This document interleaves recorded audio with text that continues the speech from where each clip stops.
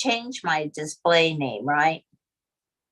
I'll have to try I can do it temporarily. But welcome everyone. We're live. Welcome everyone to our daily success call. John Lavenia here. Excuse me, with you. It's Monday, March 21st, 2022. I'm going to try sharing this one more time just for everyone's edification. So I'm going to share iPhone, iPad via cable. We're doing technical support today, which we never do. So why isn't it working? You are sharing screen. Okay, move to bottom, move to top. Why is this not working? I don't know. We might need to change something out here. Maybe I need to restart my computer or something. All right, so I'm going to do this for you without sharing the screen. How about that? Okay. And it's gonna look rough because it's just gonna look rough. So I open my Zoom application, okay, on my screen. You're blank now. Right? Oh, there. Okay. Yeah. No, I'm definitely not blank now, Caroline. This is definitely working. No. Down a little. Down. You see at the bottom of my screen, it says the settings, and it's got a little cog, a little icon there. If you click on that, and then you'll get the settings, and then you can click the settings, right? You can click on your name where it shows, there's John Lavenia. And if I click on that, you can see where I can rename my account display name. You see that display name? Yeah. And there you go. Okay. Good times. All right, everyone. I hope that was helpful for anyone who keeps calling themselves iPad or iPhone.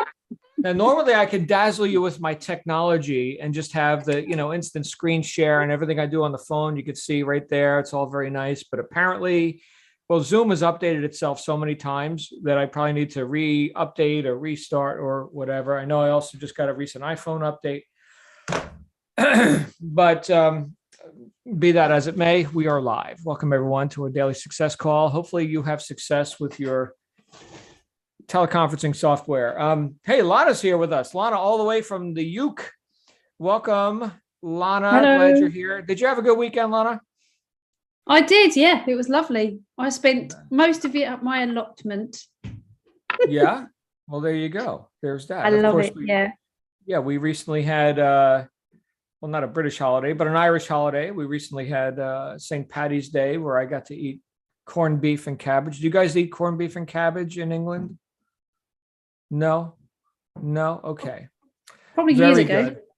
Okay. Shepherd's pie for Lana. All right. Good times, everyone. Hey, we have got a big week in front of us. We've got a lot of stuff going on. I especially want to welcome our brand new members. If you just got here, welcome to you. I got to meet, I think, 8 of you this morning and another 9 of you last night because I start my week early because we got a lot of Aussies in the house. You're probably not in here with us right now live because you're probably asleep, but we start our week on Sunday night to also accommodate our friends where it's also already Monday in Australia and New Zealand. So anyway, glad you guys are here. If you are new here, definitely, get with the community, get, of course, with your accountability reps.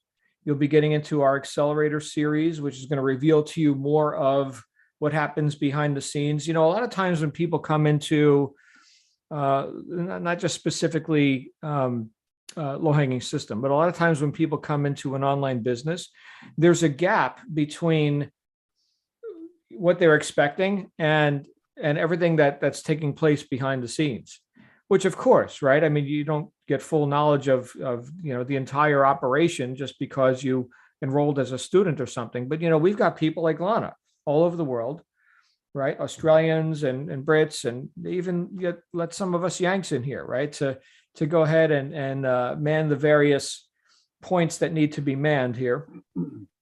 And part of me saying that to you, whether you're here brand new or you're here, for months, part of me saying that to you, I guess is a nice segue into the topic of the gap between what people expect and what people actually experience when they get started in business. So we're going to talk a little bit about entrepreneurship today, which we pretty much talk about every day.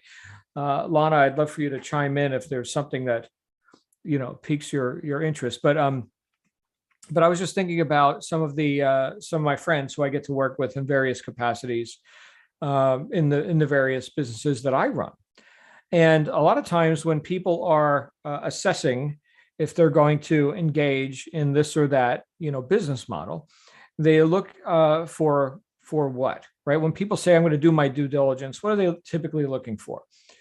Well, credibility is one thing. Is this a viable opportunity? Although that's not something to be assumed.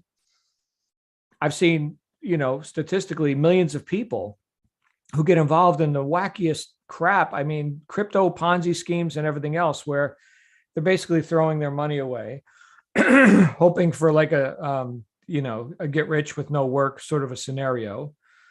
Notice that I didn't say get rich quick, because that's the only way to get rich is quick. Okay. So yeah, do it quickly. What's the alternative? Make money slow and be broke. Right. So yeah, get rich quick, but do it smart, right? Do it smartly, do it with strategies, do it with good, credible, workable, methods, all right, that are sustainable. So people look for, smart people anyway, look for credibility, right? Is this something that could make me money? And then if that all checks out, right, is this something I'm even interested in? Right. That's another thing that people, when they do their due diligence, and I use air quotes when I say that, because due diligence is a bit more involved in all this, but just on, basic assessment. Okay. Is this something I'm interested in? Is it credible? Some people who are more mature might look, will this stand the test of time? I mean, I don't want to have to start over again. Do you guys know that I've had many businesses that don't exist anymore? Yeah. So in fact, I say sometimes kind of jokingly to our new members, yes, I've made millions and I've lost millions. I know how to do both. Thank you very much. I know how to do both.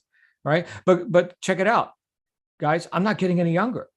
Lana, are you getting younger? No. Okay. See, I knew we had something in common. Right. So do we have to keep starting over? Is that the game? I hope not. Right. So let's stand the test of time. That's good, right? A lot of times people are betting on other people's experiments, right? Like, hey, hot sizzling startup, and look, I love a hot sizzling startup as much as anybody else. Okay, but just know what you're getting into. You can make a lot of money, and you can lose a lot of money, right? So startups have their uses, okay. And since I would say, generally speaking, we do have a more mature crowd here. Okay. You're not all, 18 years old, just looking to get in the game, any game, get me in the game. Right. Because we have a more mature and thinking crowd. That brings me to the final consideration, I think, that everybody has, whether you're, younger, old, new, or seasoned. Right. And that is, do I think I can make more money in less time with less effort with this opportunity? So here's what I'm doing now. Here's my job, my other business, my whatever I do to survive and to keep the lights on. And with this opportunity that I've confronted somehow, it's appeared in my life. With this opportunity, do I believe I can make more money in less time with less effort? Again, that lends itself towards, I don't want to say get rich quick, but making more money in less time. Okay, so that's, all right, do what you want with the logic. But isn't that what we all want?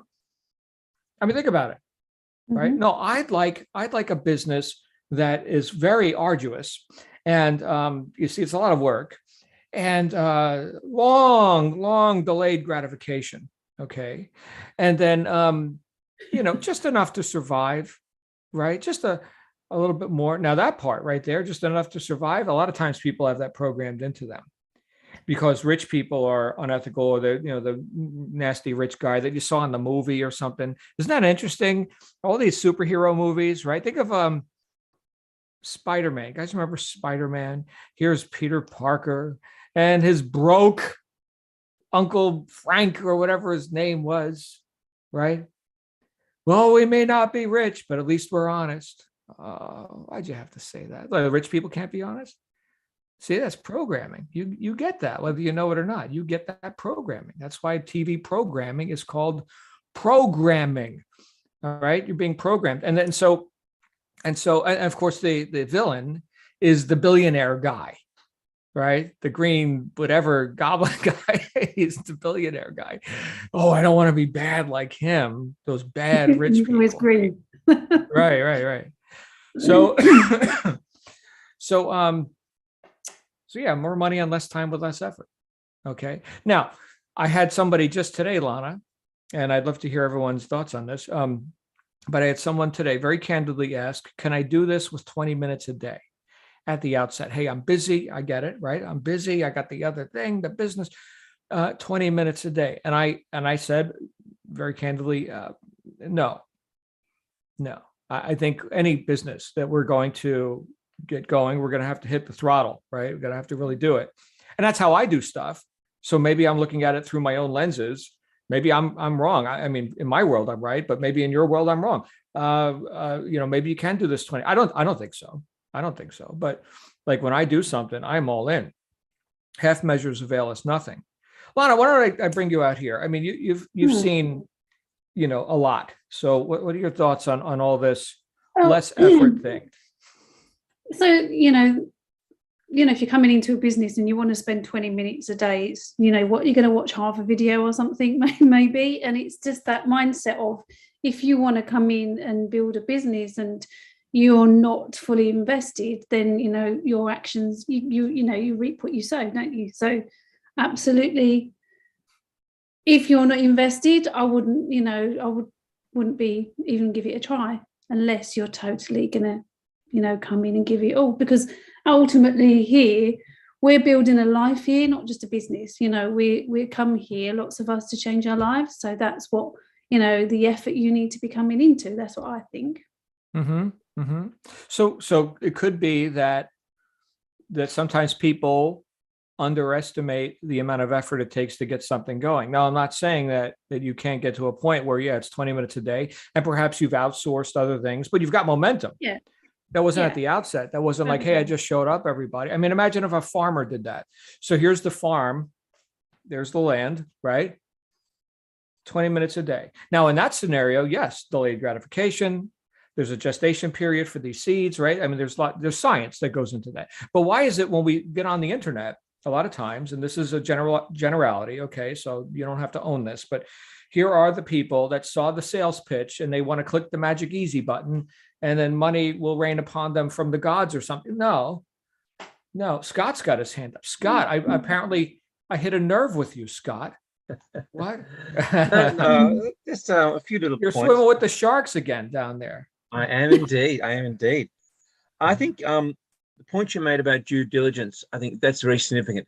I think we have resources on the internet that were they're absolutely unparalleled 20 years ago. And you can research anything and learn about anything. And even if you don't fully understand the nature of the thing that you're being offered, at least you can learn the language, you can learn what the pitfalls are, you can learn what the overall methodology is, and you can work out whether or not you're being conned. And that's a big factor for a lot of people. And I think if you can learn something about it, about the industry and what the parameters are and the language and the ideas of the industry, it means you can make a better decision. You can't guarantee a perfect decision, but at least you improve the odds. And also too, I think the internet has a unique opportunity involved, in the sense that with a conventional business, you would be looking at making a slow gain over the weeks, months, and so forth of a business. With internet, I think it has the opportunity of jumping from 1 to 2 to 4 to 8 to 16 in terms of your return.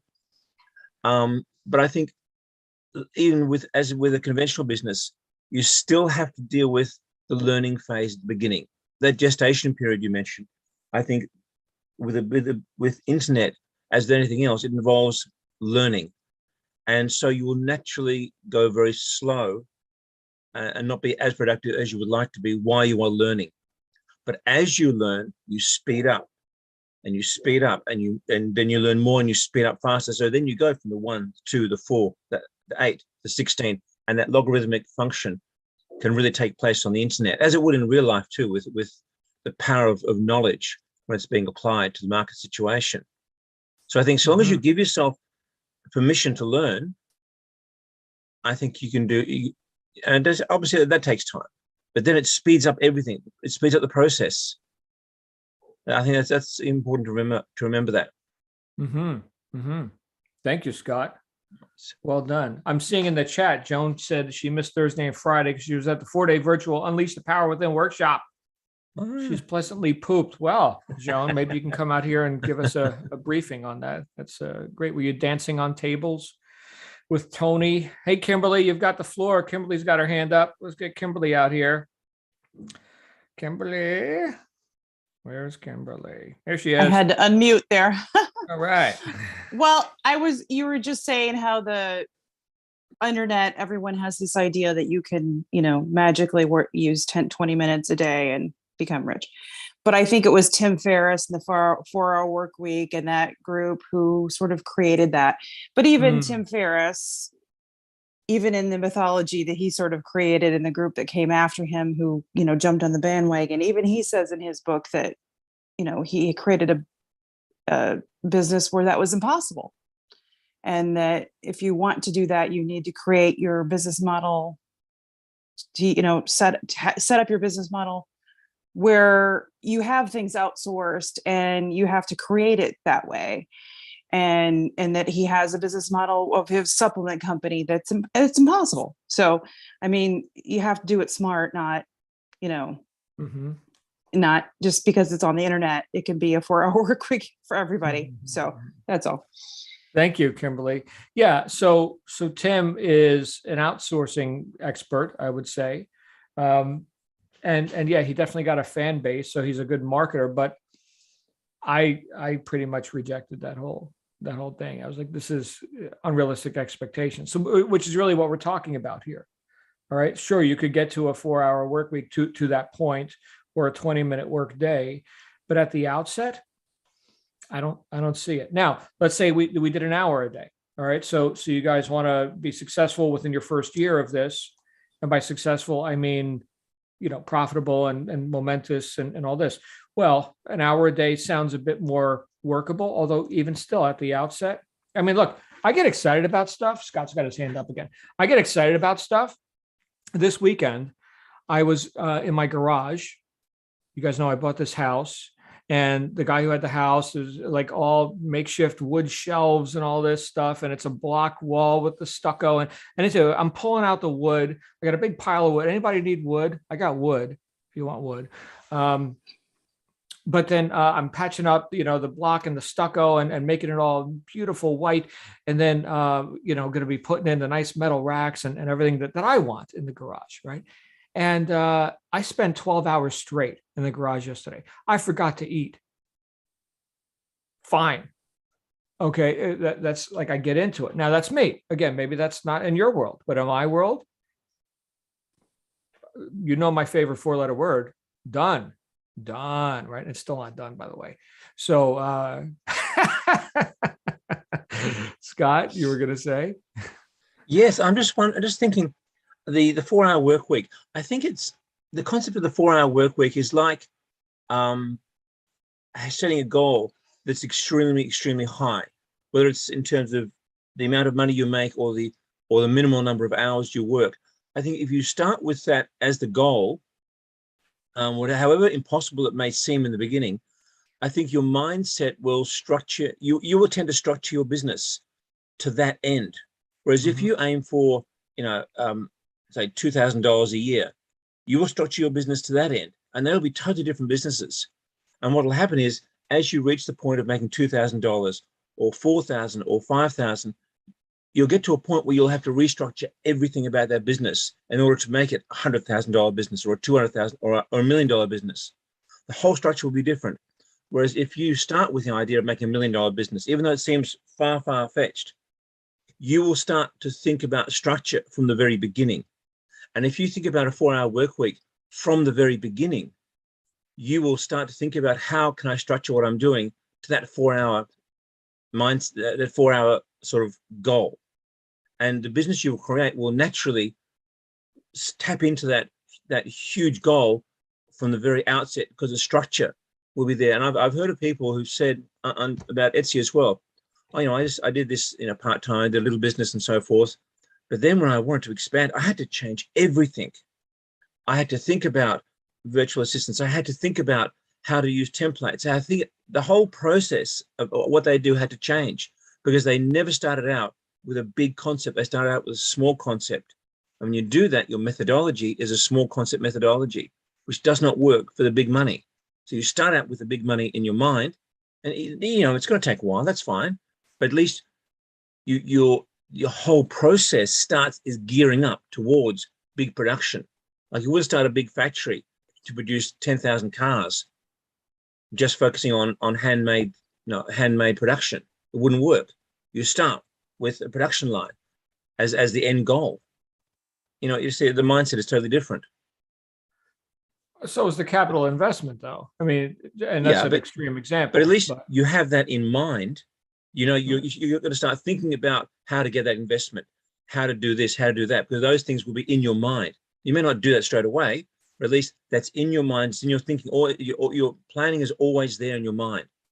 And so when you do have to change and upgrade, it won't come as such a shock to the system. Just a thought. Yeah, good Like thoughts.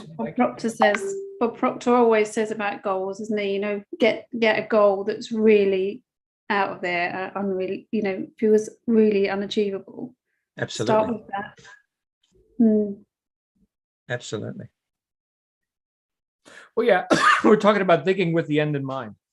So if the end result is to have, that automation and all that, then one of the things that I would be making myself aware of is what is working. Like, so here I am, let's say I'm a solopreneur, it's just me.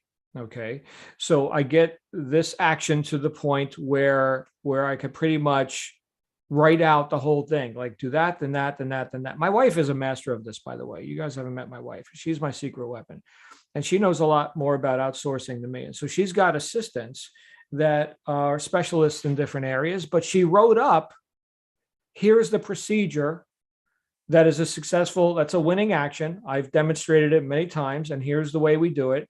Here is the procedure. And so the assistant can then be trained to do just like Shannon did, just like my wife did. Now they can duplicate that effort because it was written up clearly.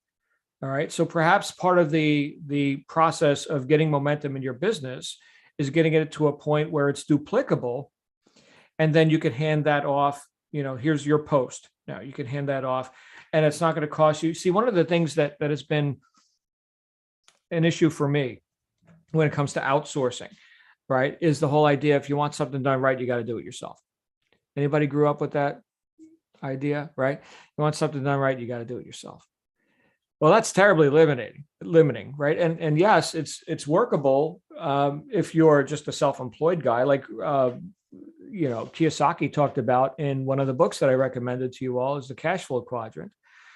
The difference between the employee and the self-employed person is who's employing them, but they're both laborious and they both are lacking in leverage. So who was it? I think it was Warren Buffett that said, if you don't find a way to make money while you sleep, you'll work until the day you die. That seems, I don't know about everything he said, but that seems to hold water. All right. So thinking with the end, or thinking from the end, right? So here's the end result. And all of these efforts I'm going to make now lead to that. So let me think ahead a bit here. And let me, at least, even if I am the solopreneur, let me put in place potential for machinery or assistance or something where I'm not showing up later on down the road. Now, I do know, here's the folly of it. I do know people, I'm thinking of one guy right now, and he's been up and down. Okay. So he's had great success and he's had, disastrous, losses. And he's kind of allergic to work. I mean, he's not a slothful per se, but any sort of an opportunity to make money, to get business going, he's always looking for how he could be not the one doing the work. So he's very geared towards leverage. Now, right now, I would say he needs to, put all that on the back burner and just like get on with it, because he needs to make some money. But still, that's just how he's wired. Me, I would say if I was guilty of anything, it would be wired the other way. It's like, you know what? Here I come. I'm going to do it. And it's going to be awesome. Me, right? So both are traps. So we got to find the balance, I think, with that. great news, everybody. You're not pioneering all of this, right? These methods have already have proof of concept. You're not the first one to sell a coffee cup on the internet. All right. And more great news, you've got Rachel and other mentors here who have demonstrated those methods and written them up to the point where you can just take them and duplicate that and not have to have such a long learning curve, right? So there's value in that education. So I guess the punchline to all this is apply that education with intent to have leverage moving forward or eventually. Carol Ann and then Scott B. Scott B again. Hey, Carol Ann, what's up? Hi. I'm iPad. Okay. I keep thinking about because I get into listening to these business conversations, and I really don't identify with it because I'm always thinking the level of my energy when I'm involved in something. So I want to have high energy. I want to like it. I want to even love it. And I want that kind of thing that moves me. And like with the work that I've done in learning and being a champion of the Gallup tools around the talent and strengths assessment, Gallup says that your top 5 talents, that when you lean into those and use them, which you innately have them, you came onto the planet with them. So when you lean into those top 5 talents, you're going to not only have that energy and like it, but you're going to be able to do it faster, have more fun doing it. You're going to make more money. You're going to be all around more successful. And their 45 years or whatever in studying all of these gives them that information. And each one of us is so different and unique that finding that for yourself I'm so thankful that I found that assessment. And I know it's not for everybody, but millions of people are using it across the world now. But like Gallup says, the chances of having the same exact top 5 themes, there's 34. So if you would find someone else that would have your top 5 talents as Gallup assesses them to be, that would be, you'd find it would take 1 in 33.39 million people. That's only in the talents and strengths, the top 5 that we possess. So imagine all the other things that influence us, like our environment and everything. So I think that to me, I want those things that a business has to offer, but I've always leaned into nonprofit. And because the minute I switch on that, I've got to make money, my energy goes down. So I knew that, but I didn't know why until I looked at my talents and strengths. So when I had stopped looking at opportunities and I had decided what I was going to invest my energy, and I was on that path getting my nonprofit set up again and da da da da. But I had this lingering feeling, I've done that before. I know it takes a long time. It doesn't make much money. I'm at a point in my life, I really need more money than that. So when I heard Rachel that day on Facebook, I think it was, I had that feeling inside myself that just went, listen to this. Because I would have never, but I've been doing a lot of work with meditation, opening my mind, and I listen. And that's what I was listening for. And then my old story was, hey, the technology is going to hang me up. And even if I could do it, I won't get there because I can't afford to hire somebody to do computer for me. So anyhow, I'm having those challenges right now, even like you've seen, John, with this simple thing like Zoom, which I've been using, but I've never hosted or anything. Okay, so all I'm trying to say is that everybody, if they are leaning into their talents and have found those places and they haven't done the assessment to get some input, but they kind of know themselves, though I value that assessment so high. But when you get to that place, yeah, you still have to do some things that you don't want to do. But there's a big difference, like what you said the other day. I was listening, though I, for some reason, couldn't talk. But anyhow, I mean, you couldn't hear me. But you said it, there'll still be some things that you don't want to do that you have to do. You're the one sitting there. You don't have an assistant yet or whatever. And so you're going to have to figure out some of the things. And so then you've got to change your attitude and say, yeah, to get where I want to go, I've got to do this right now so I can get to this place. But the majority of our lives, I mean, what are we doing here? Don't we want to have that feeling of elation and joy? I mean, I don't care how much money you have. We know from Warren, you talked about that beloved man, and he's really a kick. I mean, he thinks that a big deal is eating at Dairy Queen, and he bought it, right? He bought Dairy Queen. He loves Dairy Queen. So he eats at Dairy Queen, and he thinks, and that for him is a really big celebration when he does that, because he loves his work to the point that's the motivating joy, motivates joy.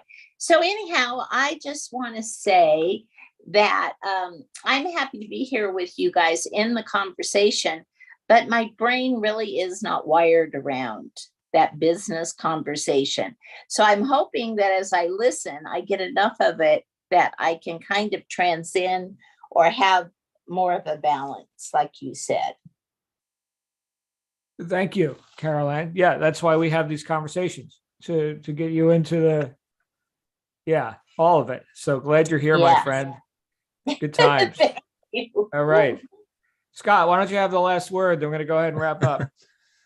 So many things that just came up then as well. I think you mentioned before, I think by implication or otherwise, that we really need to look at, if we're thinking long term, we need to be thinking about the system. I mean, tweaking this system to make sure that whatever we do is the most efficient. And therefore, maybe later on, we might be able to sell the business, but at the very least, if we have a system, the business will run at its maximum potential in terms of efficiency, in terms of the way we use our time. So systems are very important. But the thing is, though, we're in an industry and at a time where the fundamental system can change because the market changes all the time. So we need to be adaptable. So we need a system that has within it the capacity to grow and learn and change, almost like an AI system. In fact, it's exactly what it is. It's an AI system, one that can adapt to the environment and change and learn. And that's what a manager in a really good organization will always do.